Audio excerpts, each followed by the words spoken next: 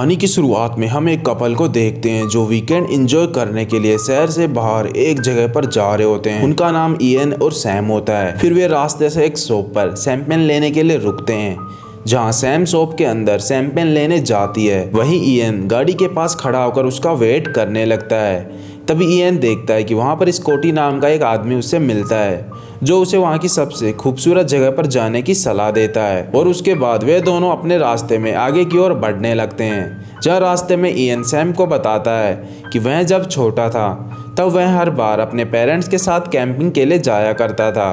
तब Ian notice करता है कि कोई उन्हें फॉलो कर रहा है। वह देखकर समझ जाता है कि वह और कोई नहीं बल्कि स्कॉटी ही होता है, जो उसे शॉप के बाहर मिला था। कुछ दूर जाकर वे अपनी कार को साइड में लगाते हैं तो वे देखते हैं कि वह कार आगे की ओर निकल जाती है। फिर इयन उसी जगह पर जाते हैं जहाँ स्कॉटी ने उन्हें उस जगह के बारे में बताया था। फिर वे उस जगह पर पहुँचते हैं तो उन्हें वहाँ पर एक कार खड़ी हुई दिखाई देती है, यानी उस जगह पर कोई आया हुआ है। वहाँ उन्हें एक टेंट भी मिलता है और वह कार उन्हीं की होती है। इसके बाद वे दोनों अपना टेंट लगाने लगते हैं, जिसके बाद सैम वहाँ बैठकर अपनी बुक पढ़ने लगती है। तब सैम नोटिस करती है कि उस टेंट के अंदर कोई भी उसे दिखाई नहीं देता है। अब थोड़ी देर बाद रात भी हो जाती है, जहाँ सैम अपने टेंट से बाहर आती है। तब उसे एक आवाज़ सुनाई देती है और वह सुनकर सैम काफ़ी डर जाती है और वह इयन को आवाज़ लगाती है। इयन सैम को आकर बताता है कि शायद यहाँ पर कोई जानवर होगा, तुम्हें चिंता करने की ज़रूरत नहीं है। लेकिन सैम उसे बताती है कि यह आवाज़ कोई जानवर की नहीं बल्कि और किसी की है। जिसके बाद वे एक टॉर्च से उस आवाज़ की ओर जाते हैं। इसके बाद हमें स्कॉटी और उसके दोस्त चूक को दिखाया जाता है, जो कि स्कॉटी को अपने फ़ोन में एक फ़ोटो दिखा रहा होता है। वहाँ एक पुलिस वाला भी होता है, जो स्कॉटी को कहता है कि आजकल तुम्हारे डॉग की काफ़ी शिकायतें आ रही हैं। पुलिस वाले के जाने के बाद स्कॉटी चौक के फ़ोन को नीचे गिराकर तोड़ देता है और वह उसे कहता है कि तुम्हारी इस गलती के कारण हम पकड़े जा सकते हैं। अगली सुबह जब सैम अपने टेंट से उठकर देखती है तो अभी भी उसे उस टेंट में कोई भी दिखाई नहीं देता है। जिसके बाद इयन अपनी गाड़ी का टायर ठीक करने लग जाता है। तब सैम उसके लिए पानी लेने जाती है, लेकिन तभी सैम को वहाँ पर एक छोटा बच्चा मिलता है, जो उसी फैमिली का था जिनका टेंट यहाँ पर लगा हुआ है। लेकिन वह बच्चा बेहोश होता है। फिर हम कहानी का फ्लैशबैक देखते हैं, जहाँ कुछ दिन पहले यहाँ एक फैमिली घूमने के लिए आई थी, जिसमें रॉबर्ट, मैग्रेट और उसकी एक 16 साल की बेटी एमिली भी होती है। साथ ही एक छोटा बच्चा भी होता है जिसका नाम ओली होता है। दरअसल वह बच्चा यही है जो सैम और इयन को बेहोश मिला है। जहाँ रात को रॉबर्ट अपनी बीवी मैग्रेट को बताता है कि हम गंजली फॉल इसलिए नहीं गए हैं क्योंकि वहाँ पर कुछ समय पहले कुछ लोगों पर हमला हुआ है। अब एमिली उन्हें कहती है कि मुझे यहाँ पर कुछ ठीक नहीं लग रहा है। यह सुनकर रॉबर्ट उसे एक गाना गाने लगता है ताकि एमिली का मूड ठीक हो सके। अगले दिन रॉबर्ट और मैग्रेट हैकिंग के लिए जा रहे होते हैं, लेकिन एमिली उनके साथ न जाकर वहीं पर रुकने का फैसला करती है। जिसके बाद रॉबर्ट और मैग्रेट हैकिंग के लिए निकल जाते हैं और एमिली अपने टेंट के पास बैठकर फ़ोन में फ़ोटोज़ देखने लगती है। तभी उसे झाड़ियों के पीछे से किसी चीज़ की आवाज़ सुनाई देती है, जिसकी वजह से उसे काफ़ी डर लगने लगता है। इसीलिए वह अपनी कार के पास जाकर उसमें बैठ जाती है और कार को अंदर से लॉक कर लेती है। कुछ देर बाद वहाँ स्कॉटी और चौक भी आ जाते हैं, जो एमिली को गाड़ी में सोता हुआ देख लेते हैं। अब स्कॉटी एमिली को अकेले देखकर चौक को कहता है कि तुम इसके साथ जो चाहे कर सकते हो, मैं यहाँ पर रहकर तुम्हारा ध्यान रखता हूँ ताकि कोई यहाँ पर ना आ जाए। अब स्कॉटी एक गन लेकर वहाँ निगरानी रखना शुरू कर देता है। तभी एमिली नींद से जाग जाती है और उसे वहाँ चौक गाड़ी के पास खड़ा हुआ दिखाई देता है। एमिली चौक को देखकर काफ़ी डर जाती है। वह गाड़ी का हॉर्न बजाकर हेल्प के लिए किसी को बुलाने लग जाती है। अब गाड़ी की हॉर्न की आवाज़ सुनकर रॉबर्ट और मैग्रेट वापस अपने टेंट की ओर आने लगते हैं। उधर चूक एमिली को गन दिखाकर उसे बाहर आने को कहता है।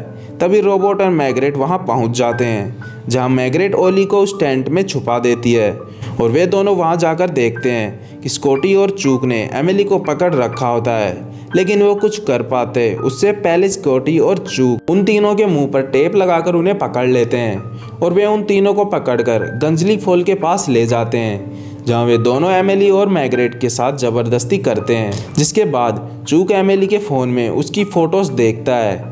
तब उसे पता लगता है कि उनके साथ एक छोटा बच्चा भी था। तब वे दोनों रॉबर्ट, मैग्रेट और एमिली को गन से शूट कर मार देते हैं। जिसके बाद वहाँ से वे चले जाते हैं। वे टेंट के पास जाकर ओली को भी ढूंढने लगते हैं, लेकिन वे देखते हैं कि ओली टेंट के अंदर नहीं होता है। दरअसल ओली टेंट से निकलकर बाहर जंगल में चला जाता है और वह पूरी रात जंगल में ही घूमता रहता है। यानी जो बच्चा सैम को बेहोश मिला था वह ओली होता है। अब इयन उस बच्चे के पेरेंट्स का पता लगाने के लिए चूक को कॉल कर वहां बुला लेता है ताकि वे उस बच्चे के पेरेंट्स को ढूंढ सके।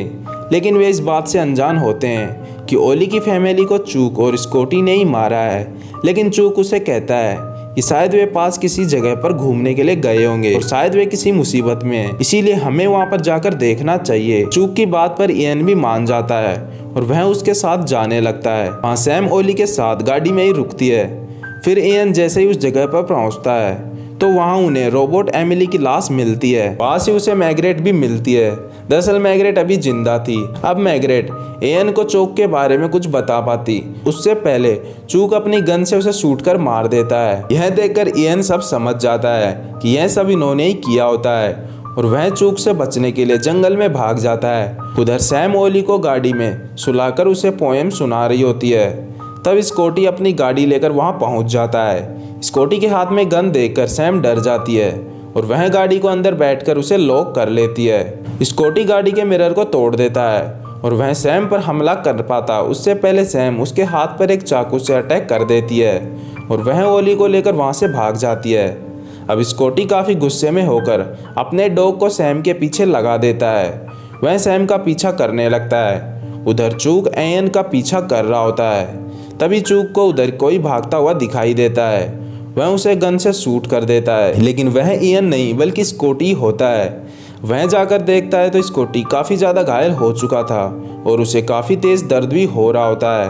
वह चूक को उसे मारने को कहता है जिस पर चूक स्कूटी को मार डालता है। लेकिन इयन अब बच चुका था।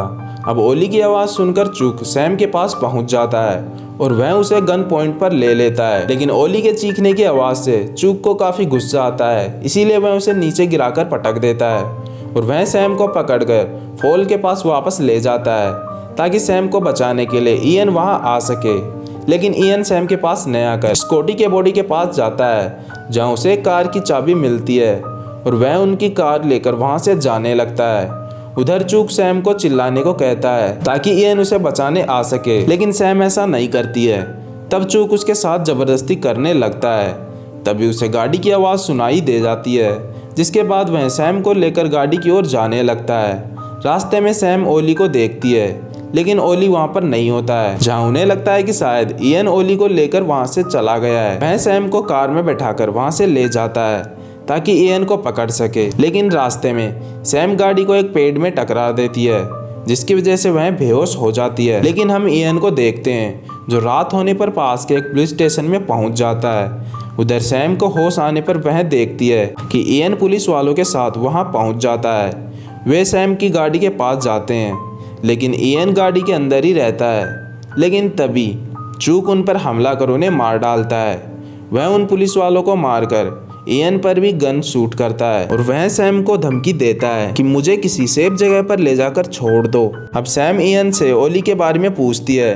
तब इयन बताता है कि मुझे उसके बारे में नहीं पता है। दरअसल हम देखते हैं कि ओली स्कॉटी के डॉग के साथ होता है। वह उसे पकड़कर अपने साथ ले गया था। चूक सैम और इयन को अपने साथ ले जाता है और वह उन्हें गन पॉइंट पर किसी सेफ जगह पर ले जाने को कहता है। लेकिन रास्ते में सैम गाड़ी की स्पीड को तेज कर उसे घुमा देती है जिसके कारण उनकी गाड़ी पलट जाती है। लेकिन चूक बच जाता है और वह सैम को गन से शूट करने वाला होता है। लेकिन तभी सैम एक बड़े से पत्थर से उसके सिर पर मार देती है जिसकी वजह से चूक की भी मौत हो जाती है। अगले सीन में हम सैम को हॉस्पिटल में देखते हैं जहाँ वह अपने बेड से उठकर आगे जाती है तो उसे इयन भी मिल जाता है। लेकिन ओली का यहाँ पर कुछ भी पता नहीं चलता है। एंड इसी के साथ यह मूवी यहीं पर ख़त्म हो जाती है। दोस्तों आपको वीडियो पसंद आई हो तो एक लाइक ज़रूर करें। हम मिलेंगे आपसे एक और नई वीडियो के अंदर।